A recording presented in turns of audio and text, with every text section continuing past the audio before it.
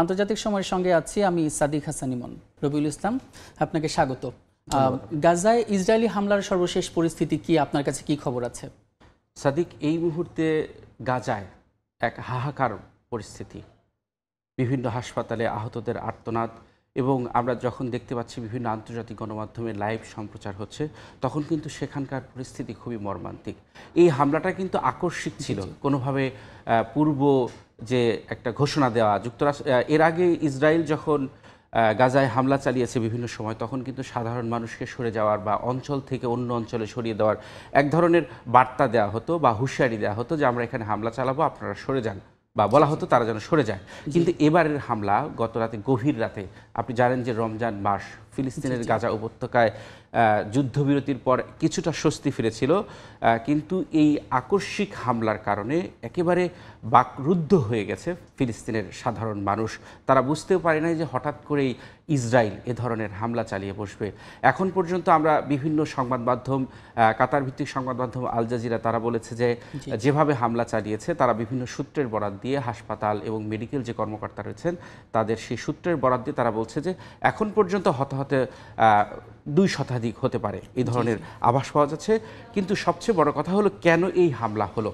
এই হামলাটা কিন্তু আন্দাজ করা যায়নি, আমি আগেই বলেছি। কিন্তু কিছুদিন আগে মার্কিন প্রেসিডেন্ট ডোনাল্ড ট্রাম্প কিন্তু সামাজিক যোগাযোগ মাধ্যমে গাজাবাসীকে, বিশেষ করে হামাসকে এক ধরনের কঠোর হুঁশিয়ারি দিয়েছিল। তিনি যে পরিকল্পনা করছেন গাজা নিয়ে, যে সেখানে গাজার ফিলিস্তিনিদের অন্য জায়গায় সরিয়ে সেখানে তার নিজের মতো করে একটি প্রকল্প হাতে নেবেন। কিন্তু এটা কিন্তু শুধু গাজার ফিলিস্তিনি সাধারণ মানুষ নয়, আরব যে দেশগুলো রয়েছে সেই দেশগুলো কিন্তু ট্রাম্পের এই পরিকল্পনার বিরুদ্ধে। অর্থাৎ ট্রাম্প চাচ্ছে তার পরিকল্পনা বাস্তবায়ন করা হবে, এর জন্য যা কিছু করা দরকার তিনি সেটাই করতে চাচ্ছেন, যার পরিকল্পনা বা তার বাস্তবায়ন আমরা প্রাথমিকভাবে দেখতে পেলাম। কিন্তু রুবুল, আমরা দেখেছিলাম যে ডোনাল্ড ট্রাম্প চাইছেন যে যুদ্ধ বন্ধ করার জন্য নির্বাচনী প্রচারণাও কিন্তু একই কথা বলেছেন, কিন্তু তারপরে উনি আসার পরেই এই ধরনের একটা ঘটনা কিভাবে ঘটলো, এবং বলা হচ্ছে যে হোয়াইট হাউসের নির্দেশেই সেটা হয়েছে। হ্যাঁ, হোয়াইট হাউস কিন্তু বলেছেন যে ইসরায়েল যে হামলা চালিয়েছে সেই হামলার আগে কিন্তু হোয়াইট হাউসের সাথে ইসরায়েল আলোচনা করেছে, সেটা নিশ্চিত করেছে। এতে বোঝা যাচ্ছে যে ইসরায়েল এবং যুক্তরাষ্ট্র, এই কলকাঠিটা নেড়েছে কিন্তু যুক্তরাষ্ট্র, অর্থাৎ ডোনাল্ড ট্রাম্পের ইশারাতেই, তার উস্কানিতেই কিন্তু ইসরায়েল এই ধরনের পদক্ষেপ নিয়েছে। আপনি জানেন যে গাজার যে যুদ্ধবিরতি ছিল, এই যুদ্ধবিরতিটা হয়েছিল কিন্তু ট্রাম্পের আমলে নয়, সাবেক প্রেসিডেন্ট জো বাইডেনের আমলে। অর্থাৎ জো বাইডেন যখন ক্ষমতার মেয়াদ শেষ হয়ে যায়, ঠিক তার 1 দিন বা 2 দিন আগে বা আগ মুহূর্তে এই যুদ্ধবিরতি কার্যকর হয়েছিল। এবং এই যুদ্ধবিরতির যে ক্রেডিট নেওয়া, সেই ক্রেডিটটা কিন্তু জো বাইডেন নিতে পারে নাই, ডোনাল্ড ট্রাম্প নিজেই নিয়েছিলেন যে আমার কারণেই বা এই যুদ্ধবিরতির পেছনে তার হাত রয়েছে। কিন্তু এখন যেটি বোঝা যাচ্ছে, এখন পর্যন্ত তিনি এখন হার্ড লাইনে যাচ্ছে। আপনি জানেন যে লোহিত সাগর থেকে শুরু করে বিভিন্ন জায়গায় ওই অঞ্চলের যারা ইরানপন্থী রয়েছে, অর্থাৎ হামাসকে যারা সমর্থন দিচ্ছে, গাজার পক্ষে রয়েছে, হাউথি বিদ্রোহী বিশেষ করে, তাদের অবস্থান লক্ষ্য করে কিন্তু অন্যদিকে যুক্তরাষ্ট্র দফায় দফায় হামলা চালাচ্ছে, যা এখনও অব্যাহত রয়েছে। গতকাল রাতেও কিন্তু ইসরায়েল হাউথি বিদ্রোহীদের, যুক্তরাষ্ট্র হাউথি বিদ্রোহীদের ওপর হামলা চালিয়েছে। এতে বোঝা যাচ্ছে যে পুরো মধ্যপ্রাচ্যের যে সংঘাতময় পরিস্থিতি নতুনভাবে যে উস্কে যাচ্ছে, এক অগ্নিগর্ভ হয়ে উঠছে, মৃত্যু উপত্যকা হয়ে উঠছে গাজা, এটার সম্পূর্ণ দায়ভার ডোনাল্ড ট্রাম্পের দিকেই চলে যাচ্ছে। এবং ইসরায়েলকে যেভাবে যুক্তরাষ্ট্র সমর্থন দিয়ে যাচ্ছে ইসরায়েলের রাষ্ট্র প্রতিষ্ঠার ক্ষেত্রে, সব ক্ষেত্রে, এক্ষেত্রে যুক্তরাষ্ট্র সম্পূর্ণভাবে দায়ী করা হচ্ছে বিভিন্ন সংবাদ মাধ্যমের খবরে। একটা কিন্তু নতুন আভাস এসেছিল যখন ডোনাল্ড ট্রাম্প নির্বাচনী প্রচারণায় বারবার বলছিল যে তিনি যুদ্ধ বন্ধ যাবে, নতুন কিন্তু একটা আশার আলো দেখা গিয়েছিল। হ্যাঁ, তিনি বলেছিলেন যুদ্ধ বন্ধ হয়ে যাবে, কিন্তু যুদ্ধ বন্ধের জন্য যে শর্ত তিনি দিয়েছেন, সেই শর্তটা আসলে ফিলিস্তিনের স্বাধীনতাকামী মানুষ যারা রয়েছেন, সেখানকার ফিলিস্তিনে যারা রয়েছেন, তাদের কাছে সেটি গ্রহণযোগ্য নয়। কারণ তিনি তাদেরকে অন্য জায়গায় সরানোর কথা বলছেন। ফিলিস্তিনের তো তাদের মাতৃভূমি, জন্মভূমি, সেটা কিন্তু তারা ছাড়তে চায় না। আচ্ছা, এত কিছুর পরেও কি আপনার মনে হয় যে ইসরায়েল এবং গাজার যে যুদ্ধ হচ্ছে, সেই যুদ্ধবিরতি সম্ভব, মানে দ্রুত সময়ের মধ্যে? এখন পরিস্থিতি আসলে ভবিষ্যতে কোন দিকে যায়, যুক্তরাষ্ট্র চাচ্ছে বা ইসরায়েল চাচ্ছে ফিলিস্তিনিদের উপর বল প্রয়োগ করা, অর্থাৎ হামলার মাধ্যমে হতাহত ব্যাপক হবে। এবং আপনি জানেন যে এরই মধ্যে যে অবরুদ্ধ উপত্যকা, সেই উপত্যকায় কিন্তু সব ধরনের ত্রাণ প্রবেশ বন্ধ করেছে। অর্থাৎ তারা খাবারেও মারছে, এছাড়া অস্ত্র দিয়েও মারছে, সব ধরনের ব্যবস্থা করছে। অর্থাৎ ইসরায়েল যেটি চায় তার সেটা বাস্তবায়ন করার জন্য যা যা করা দরকার তারা সেই কাজটি কিন্তু এখন করছে। এখন আপনি আরেকটি বিষয় জানি যে গত দীর্ঘ যে যুদ্ধটা হলো, অর্থাৎ গাজায় যে হামলা হয়েছে, সেই হামলার কারণে কিন্তু ফিলিস্তিনের যে স্বাধীনতাকামী সংগঠন হামাস রয়েছে, সেই হামাসের কিন্তু এখন যে শক্তি, সেই শক্তিটাও কিন্তু কমে এসেছে। অর্থাৎ তারা যে পাল্টা হামলা চালাবে সেই ধরনের লক্ষণ এখন পর্যন্ত আমরা দেখতে পাচ্ছি না। তবে ভবিষ্যৎ বলে দেবে যে সেখানকার পরিস্থিতি কোন দিকে যায়। জি। আর আরেকটা ব্যাপার হচ্ছে, যখন আমরা দেখছি যে মানে গাজার আসলে এই মুহূর্তে কি করা উচিত বলে আপনার মনে হয়, বা আপনার মন্তব্য কি এই ব্যাপারে? গাজার এখন আসলে কি করবে তারা? তাদের তো দেওয়ালে পিঠ থেকে গেছে। এই মুহূর্তে এখন বিশ্ব সম্প্রদায়ের উচিত যে ইসরায়েলের উপর চাপ প্রয়োগ করা, যেন তারা হামলা বন্ধ করে দ্রুত এবং আলোচনার মাধ্যমে এই সংঘাত বন্ধ করে দুপক্ষই যেন একটা সিচুয়েশন হয়ে যায়, সেইভাবে তারা করছে আর কি। এই মুহূর্তে যতটুকু পারা যায় আলোচনার মাধ্যমে জাতিসংঘ সহ বিভিন্ন সংস্থা কিন্তু সেই ধরনের বার্তা দিচ্ছে যে অতি দ্রুত যেন যুদ্ধবিরতি কার্যকর করা হয়। জি, অসংখ্য ধন্যবাদ রবিউল ইসলাম। আমাদেরও সেটা প্রত্যাশা, গাজা, ইসরায়েল এবং বিশ্বের সমস্ত যুদ্ধ শেষ হয়ে যাক এবং শান্তি ফিরে আসুক বিশ্বজুড়ে। অসংখ্য ধন্যবাদ। এতক্ষণ আমরা গাজা এবং ইসরায়েলের যুদ্ধ সম্পর্কে সর্বশেষ খবরাখবর জানছিলাম এবং সেজন্য আমাদের সঙ্গে স্টুডিওতে উপস্থিত ছিলেন রবিউল ইসলাম। ডোনাল্ড ট্রাম্পের সতর্কতা ইরানের গুরুত্ব সহকারে নেওয়া উচিত। স্থানীয় সময় সোমবার এক বিবৃতিতে হোয়াইট হাউসের প্রেস সেক্রেটারি ক্যারোলাইন লেভিড কথা বলেন। এ সময় ট্রাম্প প্রশাসন সন্ত্রাসী হামলার বিরুদ্ধে কঠোর অবস্থান নেবে বলেও জানান তিনি। এর আগে ইয়েমেনের হাউথি বিদ্রোহীদের ওপর চালানো হামলার নিন্দা জানান ইরানের পররাষ্ট্র মন্ত্রণালয়ের মুখপাত্র ইসমাইল বাঘেই। গেল 2 দিন ধরে ইরান সমর্থিত ইয়েমেনের হাউথি বিদ্রোহীদের ঘাঁটি লক্ষ্য করে রাজধানী সানা সহ বেশ কয়েকটি গুরুত্বপূর্ণ স্থানে হামলা চালিয়েছে যুক্তরাষ্ট্র। এতে হতাহত হন বহু মানুষ। এরপর স্থানীয় সময় সোমবার এক বিবৃতিতে হোয়াইট হাউসের প্রেস সেক্রেটারি ক্যারোলাইন লেভিট বলেন, ডোনাল্ড ট্রাম্পের সতর্কতা ইরানের গুরুত্ব সহকারে নেওয়া উচিত। এ সময় ট্রাম্প প্রশাসন সন্ত্রাসী হামলার বিরুদ্ধে কঠোর অবস্থান নেবে বলেও হুঁশিয়ারি দেন তিনি। তবে এই হামলাকে জাতিসংঘ সনদ এবং আন্তর্জাতিক আইনের লঙ্ঘন বলে নিন্দা জানান ইরানের পররাষ্ট্র মন্ত্রণালয়ের মুখপাত্র ইসমাইল বাঘেই। তিনি ইরানের নিরাপত্তা ও অখণ্ডতার বিরুদ্ধে আগ্রাসনের দৃঢ় ও সুনির্দিষ্ট জবাব দেওয়ার ঘোষণা দেন। ট্রাম্পের চিঠি নিয়ে তিনি বলেন, যুক্তরাষ্ট্রের বার্তাগুলো খুবই দ্বন্দ্বপূর্ণ এবং তার কথার সঙ্গে কাজের মিল থাকে না। এছাড়া ইরানের শান্তিপূর্ণ পরমাণু সুবিধাগুলোকে হুমকির মুখে রাখার জন্য ইসরায়েলকে দায়ী করে বাঘেই বলেন, এ অঞ্চলের উত্তেজনার একমাত্র সুবিধাভোগী ইসরায়েল। নাদিম মারজান, সময় সংবাদ। মার্কিন প্রেসিডেন্ট ডোনাল্ড ট্রাম্প এবং রুশ প্রেসিডেন্ট ভ্লাদিমির পুতিনের সঙ্গে ইউক্রেন যুদ্ধ বন্ধ নিয়ে গুরুত্বপূর্ণ একটি আলোচনা হতে যাচ্ছে। স্থানীয় সময়ে মঙ্গলবার তাদের ফোন আলাপে পারমাণবিক বিদ্যুৎ কেন্দ্র সহ ভূমি বিভাজনের মতো বিষয়গুলো প্রাধান্য পেতে পারে বলে জানিয়েছে হোয়াইট হাউস। বিশ্লেষকরা মনে করছেন 1 মাসের যুদ্ধবিরতির পক্ষে পুতিনের সমর্থন চাইছেন ট্রাম্প। এদিকে পশ্চিমা নিষেধাজ্ঞা কমিয়ে ইউক্রেনের নির্বাচনের দাবি জানিয়েছে রাশিয়া। ক্ষমতায় আসার পর রাশিয়া ইউক্রেনের যুদ্ধ বন্ধের চেষ্টা চালিয়ে যাচ্ছেন ট্রাম্প। আর এতে ইউক্রেনের প্রেসিডেন্ট ভলোদিমির জেলেনস্কির সঙ্গে হোয়াইট হাউসের ওভাল অফিসে বাকবিতণ্ডায় জড়িয়ে পড়েন ট্রাম্প জেলেনস্কি। এতে বিরূপ প্রতিক্রিয়াও দেখা যায় নানা মহলে।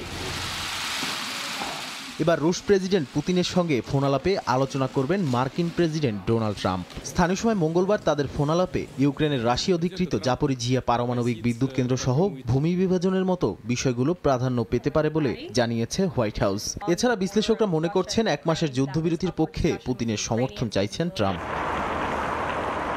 যুদ্ধবিরতির জন্য কিছু শর্ত জুড়ে দিয়েছে মস্কো। এর মধ্যে রয়েছে ইউক্রেনের ন্যাটো সদস্যপদ বাতিল, রাশিয়ার দখলকৃত অঞ্চলগুলোর নিয়ন্ত্রণ বজায় রাখা এবং ইউক্রেনের সেনাবাহিনীর আকার সীমিত করা। এছাড়া রাশিয়া পশ্চিমা নিষেধাজ্ঞা হ্রাস এবং ইউক্রেনের নির্বাচনের দাবি জানিয়েছে। এদিকে ইউর পররাষ্ট্রনীতি প্রধান কাজা ক্যালাস বলেছেন, রাশিয়ার শর্তগুলো দেখে মনে হচ্ছে তারা আসলে শান্তি চায় না। ব্রিটিশ প্রধানমন্ত্রী কিয়ার স্টারমার বলেন, শান্তি চুক্তি হলে ব্রিটেন এবং ফ্রান্সের মতো দেশগুলো ইউক্রেনে শান্তিরক্ষী মোতায়েন করতে প্রস্তুত। ইউক্রেনের প্রেসিডেন্ট ভলোদিমির জেলেনস্কি যুদ্ধবিরতির সম্ভাবনা দেখলেও তিনি জোর দিয়ে বলেছেন, ইউক্রেনের সার্বভৌমত্ব আলোচনার বিষয় নয় এবং রাশিয়াকে দখলকৃত অঞ্চল ছেড়ে দিতে হবে। নাদিম মারজান, সময় সংবাদ। রাশিয়ার বিরুদ্ধে ইউরোপীয় ইউনিয়ন নেতৃত্বাধীন যুদ্ধাপরাধ ও আগ্রাসন তদন্ত থেকে আনুষ্ঠানিকভাবে বেরিয়ে যাওয়ার প্রস্তুতি নিচ্ছে যুক্তরাষ্ট্র। নিউ ইয়র্ক টাইমসের তথ্য অনুযায়ী বাজেট সংকোচনের যুক্তি দেখিয়ে আন্তর্জাতিক এই উদ্যোগে আর থাকছে না ট্রাম্প প্রশাসন। এই তদন্ত দলের একমাত্র ইউরোপীয় সদস্য ছিল যুক্তরাষ্ট্র। যুক্তরাষ্ট্রের ক্ষমতায় ডোনাল্ড ট্রাম্পের অভিষেকের পর থেকে ইউক্রেন যুদ্ধে মার্কিন সমর্থন ঘিরে শুরু হয় ধোঁয়াশা। সাবেক প্রেসিডেন্ট জো বাইডেন যেখানে মস্কোর বিরুদ্ধে কঠোর অবস্থানে ছিলেন, সেখানে ট্রাম্প এসেই সে অবস্থানের পরিবর্তন আনেন। ইউক্রেনের প্রেসিডেন্ট জেলেনস্কির সঙ্গে ট্রাম্পের সাম্প্রতিক বাগবিতণ্ডা তারই প্রমাণ দেয়। আবারও ইউক্রেনের বিপক্ষে গিয়ে রাশিয়ার পাশে দাঁড়ালো যুক্তরাষ্ট্র। ইউক্রেন যুদ্ধকে কেন্দ্র করে রাশিয়ার বিরুদ্ধে কথিত যুদ্ধাপরাধের তদন্ত চালিয়ে যেতে 2023 সালে ইউরোপীয় ইউনিয়ন সমর্থিত international centre for the prosecution of the crime of অ্যাগ্রেশনে যোগ দিয়েছিল যুক্তরাষ্ট্র। তবে এবার সেই তদন্ত থেকে সরে দাঁড়ানোর সিদ্ধান্ত নিয়েছে ওয়াশিংটন। ইউরোপের কয়েকটি দেশের কাছে যুক্তরাষ্ট্র এরই মধ্যে তাদের সিদ্ধান্তের কথা জানিয়েছে। শিগগিরই আনুষ্ঠানিক ঘোষণা আসবে বলে জানিয়েছে মার্কিন গণমাধ্যম নিউ ইয়র্ক টাইমস। ইউক্রেন সংঘাতে রাশিয়া, বেলারুশ, উত্তর কোরিয়া ও ইরানের কথিত অপরাধ তদন্তের জন্য আইসিপিএ গঠিত হয়েছিল। যুক্তরাষ্ট্রই ছিল এর একমাত্র অইউরোপীয় সদস্য। তবে ট্রাম্প প্রশাসন সরকারি ব্যয়ের সংকোচনের কারণ দেখিয়ে এই তদন্তে সমর্থন কমানোর সিদ্ধান্ত নিয়েছে। যুক্তরাষ্ট্র 2022 সালে গঠিত বিশেষ টিম ওয়ারক্যাটের কার্যক্রম সীমিত করেছে, যা ইউক্রেনের প্রসিকিউটরদের রুশ যুদ্ধাপরাধীদের বিচার প্রক্রিয়ায় প্রশিক্ষণ দিত। এমনকি ইউক্রেনীয় শিশুদের অপহরণের অভিযোগ তদন্তে নিয়োজিত ইয়েল বিশ্ববিদ্যালয় ভিত্তিক গবেষণা দলের জন্য বরাদ্দ তহবিলও কাটছাঁট করেছে ওয়াশিংটন। বিশ্লেষকদের মতে ট্রাম্প প্রশাসনের এই সিদ্ধান্ত রাশিয়ার সঙ্গে সম্পর্ক স্বাভাবিক করার প্রচেষ্টারই অংশ। মালিহা সুরবার্দি, সময় সংবাদ। ব্রিটেনের রাজা চার্লসের সঙ্গে দেখা করতে যুক্তরাজ্যে পৌঁছেছেন কানাডার নতুন প্রধানমন্ত্রী মার্ক কার্নি। স্থানীয় সময় সোমবার বাকিংহাম প্যালেসে স্বাগত জানান রাজা। এই সাক্ষাৎ কানাডার প্রতি রাজার সমর্থনের একটি প্রতীকী বার্তা হিসেবে দেখা হচ্ছে, বিশেষ করে মার্কিন প্রেসিডেন্ট ডোনাল্ড ট্রাম্পের হুমকির মুখে কানাডার অবস্থান নিয়ে উত্তেজনার মধ্যে। স্থানীয় সময় সোমবার রাজা চার্লসের প্রতি কৃতজ্ঞতা জানিয়ে বৈঠক শুরু করেন কানাডার প্রধানমন্ত্রী মার্ক কার্নি। এর আগে তার সঙ্গে দেখা করতে যুক্তরাজ্যে যান মার্ক। সাক্ষাৎকালে রাজা চার্লস এবং কার্নি বেশ কিছু বিষয় নিয়ে মজাও করেন। রাজা চার্লস কানাডার প্রতি তার সমর্থন জানাতে কানাডার মেডেল পরা পতাকার 60তম বার্ষিকীতে বার্তা পাঠানো এবং বাকিংহাম প্যালেসে ম্যাপেল গাছ রোপণ করা সহ বেশ কিছু বিষয় তুলে ধরেন। তবে রাজা চার্লসকে একটি কূটনৈতিক ভারসাম্য বজায় রাখতে হচ্ছে বলে মনে করছেন অনেকে। তিনি একদিকে কানাডার প্রতি সমর্থন দেখাচ্ছেন, অন্যদিকে ট্রাম্পের সঙ্গে ব্রিটেনের সম্পর্ক নষ্ট করতে চান না। ট্রাম্প কানাডাকে যুক্তরাষ্ট্রের 51তম অঙ্গরাজ্য বানানোর হুমকি দেন। এতে ক্ষোভ প্রকাশ করেন কানাডাবাসী। কানাডার অনেক নাগরিক রাজা চার্লসের কাছ থেকে ট্রাম্পের বিরুদ্ধে শক্ত অবস্থান আশা করছেন। নাদিম মারজান, সময় সংবাদ। ক্যান্সার চিকিৎসায় নতুন এক যুগের সূচনা করল চীন। ফুসফুসের ক্যান্সার চিকিৎসায় বিশ্বজুড়ে আলোড়ন তুলেছে দেশটির ওষুধ প্রস্তুতকারী প্রতিষ্ঠান আকেসোর তৈরির নতুন এক ঔষধ ইভোনেসিম্যাব। কার্যকারিতার দিক থেকে এটি মার্কিন ঔষধ কিট্রুডার থেকেও বেশি কার্যকরী। একটা সময় ছিল ক্যান্সার মানেই নিশ্চিত মৃত্যু। তবে সময়ের সঙ্গে সঙ্গে গবেষকদের অক্লান্ত পরিশ্রমে ক্যান্সারের চিকিৎসায় অনেকটা সাফল্য পাওয়া গেছে। ক্যান্সার চিকিৎসায় যুগান্তকারী সাফল্য পাওয়ার দাবি করেছেন চীনা গবেষকরা। দেশটির ওষুধ প্রস্তুতকারী প্রতিষ্ঠান আকেসোর দাবি, তাদের তৈরি নতুন ওষুধ ইভোনেসিম্যাব ফুসফুস ক্যান্সারের চিকিৎসায় কিট্রুডাকেও ছাড়িয়ে গেছে। এটি আমাদের নতুন ওষুধ। বিশ্বজুড়ে বহু প্রতিষ্ঠান কিট্রুডার বিকল্প তৈরির চেষ্টা করেছে, কিন্তু সবাই ব্যর্থ হয়েছে। আমরাই প্রথম সফল হয়েছি। বিশ্ব ফুসফুস ক্যান্সার সম্মেলনের তথ্য অনুযায়ী রোগীরা ইভোনেসিম্যাব সেবনের পর গড়ে 11 মাসেরও বেশি সময় সুস্থ থাকতে পারছেন, যেখানে কিট্রুডার ক্ষেত্রে এই সময় ছিল মাত্র 5 মাসের কিছু বেশি। মার্কিন কোম্পানির তৈরি কিট্রুডা এখন পর্যন্ত 13,000 কোটি মার্কিন ডলার রাজস্ব অর্জন করেছে। এটা ক্যান্সার চিকিৎসায় যুগান্তকারী আবিষ্কার। যদি ইভোনেসিম্যাব বাস্তবে কিট্রুডার চেয়ে কার্যকর হয়, তবে বিশ্ববাজারে বড় পরিবর্তন আসবে। বিশ্লেষকরা বলছেন, শক্তিশালী গবেষণা কাঠামো, কম খরচে উন্নত গবেষণার সুবিধা এবং রোগী সংখ্যা বেশি হওয়ায় দ্রুত নতুন ওষুধ উদ্ভাবনে এগিয়ে যাচ্ছে চীন। গবেষণা ও উন্নয়নের ক্ষেত্রে যুক্তরাষ্ট্রের ঠিক পরেই রয়েছে চীন। তবে এই ব্যবধান দ্রুত কমছে বলে ধারণা বিশেষজ্ঞদের। আমিরুল ইসলাম আলিফ, সময় সংবাদ। চীনের উত্তর পূর্বাঞ্চলের চাংশুন শহরে চালু হয়েছে এক অভিনব ট্রাম সার্ভিস, যেখানে পোষা প্রাণীদের নিয়ে উঠতে পারবেন যাত্রীরা। এই উদ্যোগ শহরটিকে আরও পোষা প্রাণী বান্ধব করে তুলছে বলে মনে করছেন অনেকে।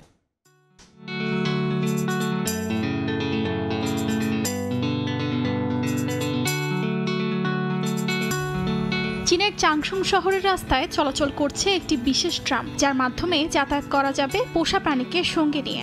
এই ট্রামের নির্দিষ্ট সময়ে মালিকরা তাদের কুকুর সহ ভ্রমণ করতে পারেন, যা পোষা প্রাণীদের জন্য নতুন এক অভিজ্ঞতা।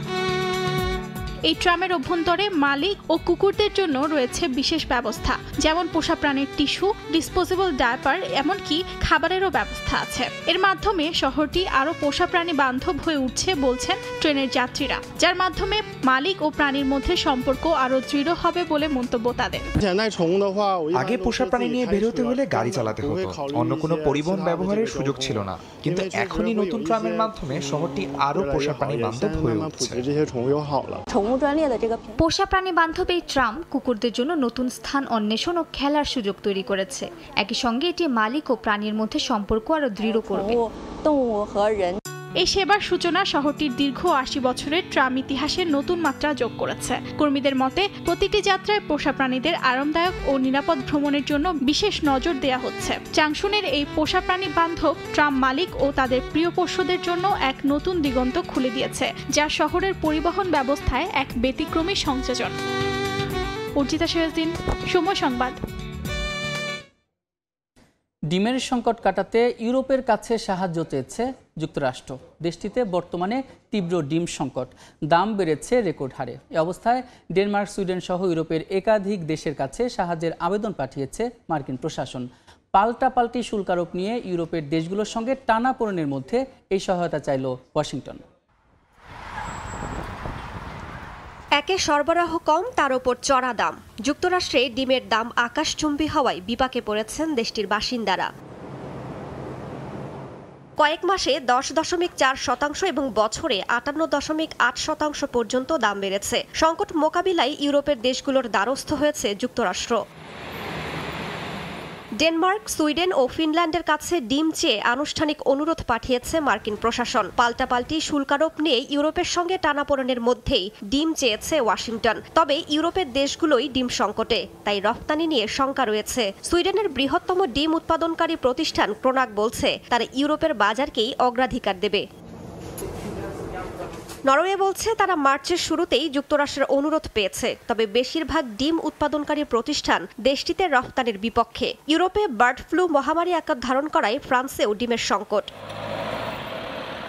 এদিকে তুরস্ক যুক্তরাষ্ট্রকে 42 কোটি ডিম সরবরাহের পরিকল্পনা করছে। ইন্দোনেশিয়া থেকেও ডিম কেনার চেষ্টা চলছে। রাইসা জান্নাত, সময় সংবাদ। যুক্তরাষ্ট্রের কাছে স্ট্যাচু অব লিবার্টি ফেরত চেয়েছেন ইউরোপীয় পার্লামেন্টের এক ফরাসি সদস্য।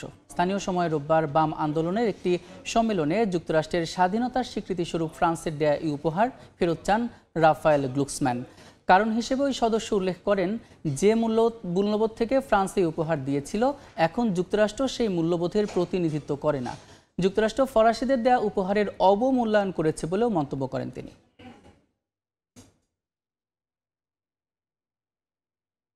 ভিসা জালিয়াতি বন্ধে কুয়েতে বাংলাদেশ দূতাবাসের একটি উদ্যোগে সফলতা পাওয়া যাচ্ছে বলে জানিয়েছেন দেশটিতে নিযুক্ত বাংলাদেশের রাষ্ট্রদূত মেজর জেনারেল সৈয়দ তারেক হোসেন। দূতাবাসের এমন উদ্যোগকে স্বাগত জানিয়েছেন প্রবাসীরাও। কুয়েত থেকে মঈন সুমনের রিপোর্টে বিস্তারিত। অনেক প্রবাসীর জীবনে বিপদের কারণ হয়ে উঠেছে ভিসা জালিয়াতি। কিছু অসাধু দালালের মিথ্যা প্রতিশ্রুতিতে বিভ্রান্ত হয়ে প্রবাসীরা 20 নম্বর খাদেম, গৃহকর্মী ভিসা অথবা 18 নম্বর সুন ভিসা কিংবা ছোট কোম্পানির ভিসা নিয়ে কুয়েতে এসেও পড়েছেন বিপদে।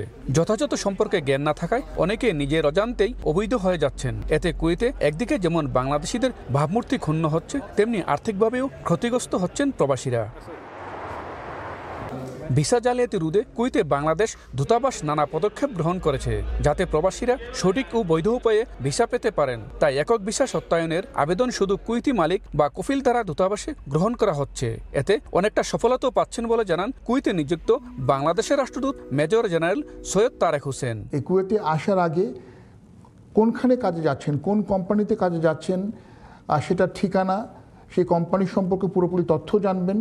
সেখানে আপনার কী কী অধিকার আছে, আপনার বেতন কত, আপনার সপ্তাহে কয়দিন কাজ করতে হবে, আপনি বাৎসরিক ছুটি, বছরে এক মাস আপনার ছুটি প্রাপ্য, বেতন সহ সেটা আপনি পাচ্ছেন কিনা, এই তথ্যগুলো জেনে আসবেন। বাংলাদেশি কর্মীদের স্বার্থ রক্ষার্থে দূতাবাসের এমন উদ্যোগকে স্বাগত জানিয়েছেন প্রবাসীরা। বাংলাদেশ সরকারের প্রতি আমাদের অনুরোধ প্রবাসী থেকে যে তারা যেন বাংলাদেশের ভিসা যেখান থেকে তারা ছাড়পত্র দেয় সেখানে আরও কঠোর হবে। খাদেম ভিসার বিষয়ে কুয়েত দূতাবাস যে সিদ্ধান্ত নিয়েছে, অর্থাৎ কফিল এসে কন্ট্রাক্ট ফর্মে সাইন করবে, এটা আমি আশা করি সবার জন্য ভালো হবে। সবাই সহযোগিতা করবেন যাতে নতুন লোক আসার পরে তার একামত এখন লাগবে না।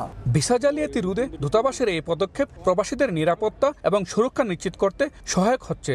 তবে প্রবাসীদের আরও সতর্ক এবং সচেতন হওয়ার প্রয়োজন বলে মনে করছেন অনেকে।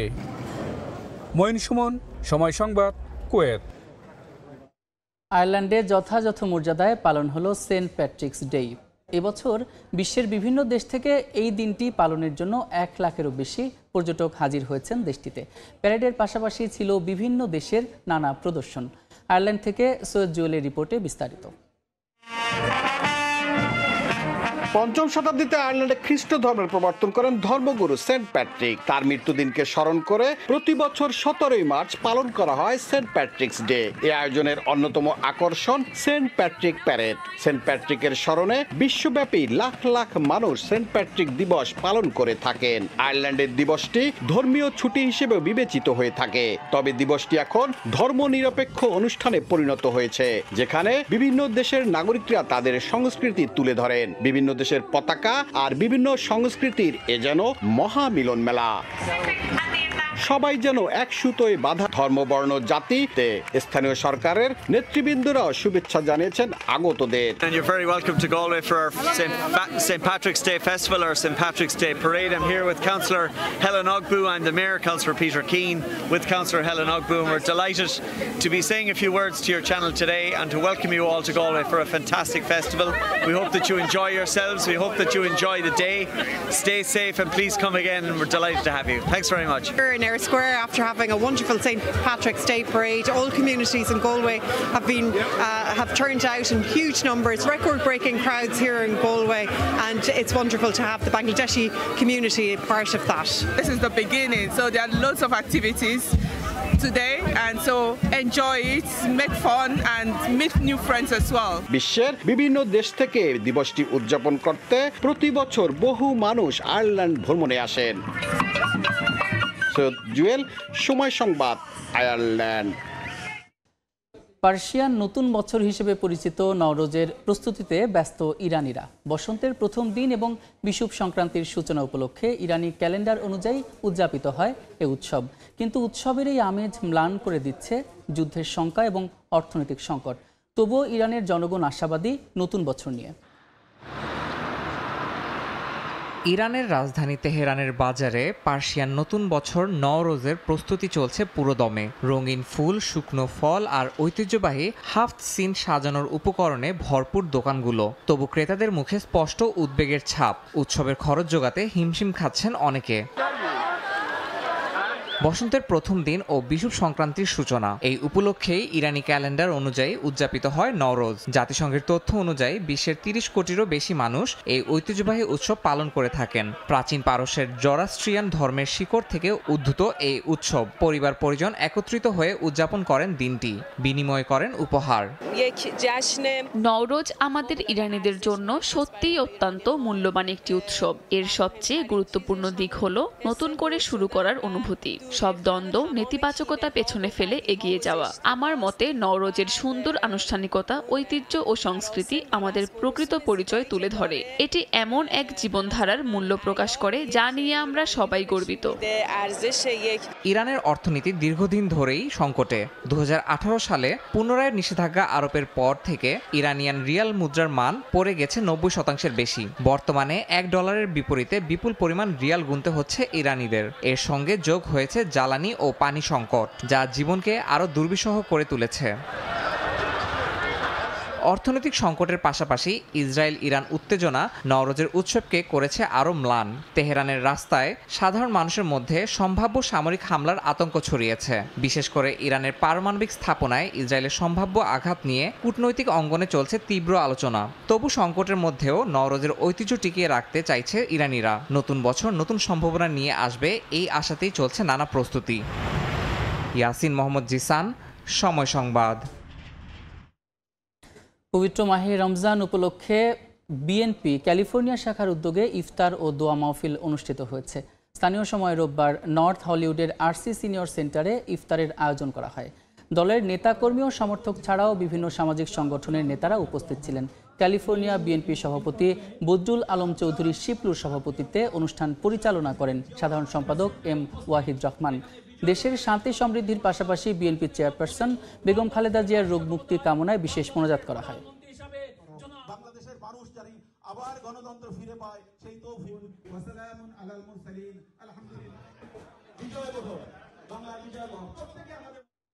আন্তর্জাতিক সময়ের শীর্ষ সংবাদগুলো জানিয়ে দিচ্ছে আরেকবার। ইউক্রেন যুদ্ধ বন্ধে ট্রাম্প পুতিন ফোনালাপ আজ গুরুত্ব পাবে। ভূমি ও বিদ্যুৎ কেন্দ্রের নিয়ন্ত্রণ আসতে পারে ইতিবাচক সিদ্ধান্ত। রাশিয়া শান্তি চায় না, দাবি ইইউ এর। এবং কুয়েতে ভিসা জালিয়াতির ফাঁদে পড়ে বিপর্যস্ত অনেক প্রবাসী বাংলাদেশি ঠেকাতে তৎপর দূতাবাস। শুধু কুয়েতি মালিকদের কাছ থেকেই আবেদন নেওয়ার সিদ্ধান্ত।